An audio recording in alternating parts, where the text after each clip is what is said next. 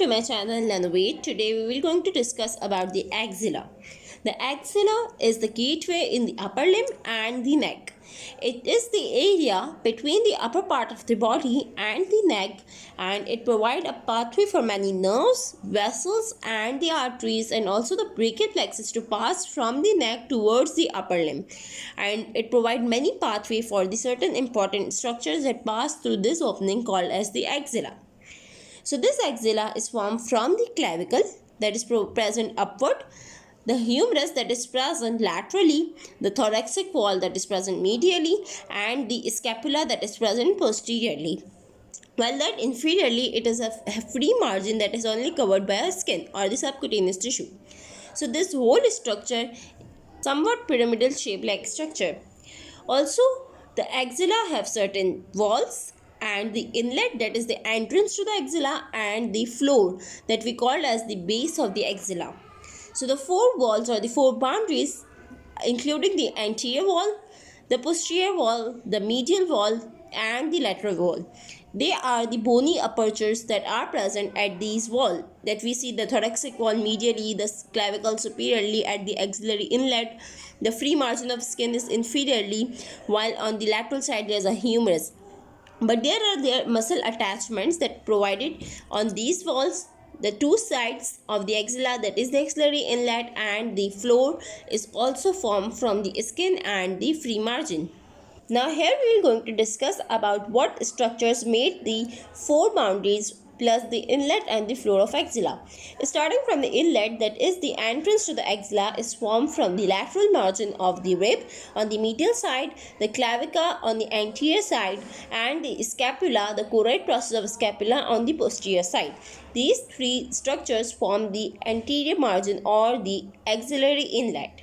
While on the medial wall, there was the attachment of the thoracic muscles and the thoracic wall. So there will be attachment of the thoracic muscle, include this thoracic wall and the sertus anterior muscle. Other walls that include the anterior wall that is present anteriorly, and here the attachment of the pectoral girdle is present, including the pectoralis major muscle and the pectoralis minor muscle. Also, the subclavius muscle and the clavipectoral fascia is present in the anterior wall of the axilla. The lateral wall that we have discussed is formed from the bony presence of the humerus, having the muscle attachment of the intertubercle sulcus, that is the sulcus provide attachment for the bicep brachii to run between the sulcus present in the humerus.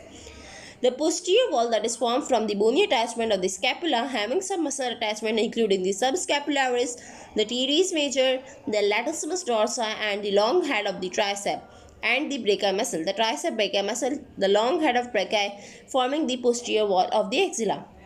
The other thing that we have left is the floor or the base of the axilla.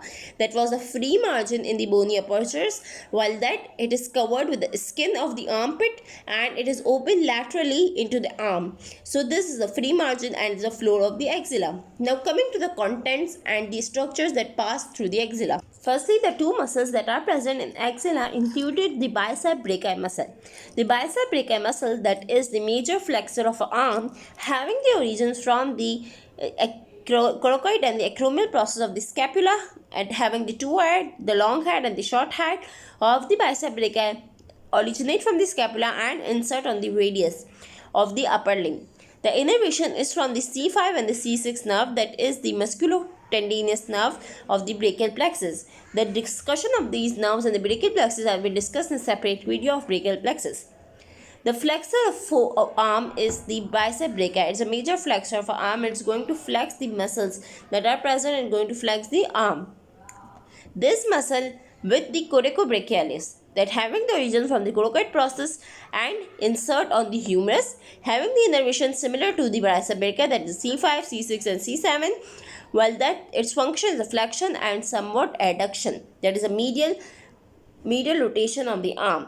So this in between the coracobrachialis and the bicep brachii, there are some nerves and arteries that pass. So these two muscles form the components of the axilla. Now in this diagram, it is shown that there are two heads of the bicep brachii, the long head and the short head, attaching from the coracoid process and from the supraglenoid tubercle. They are passing from the intertubercle sulcus of the humerus, and these tendons going to attach with the muscle belly, and they will ultimately going to attach on the bone that is the radius present on the inferior surface of the arm, and it attaches bicipital aponeurosis.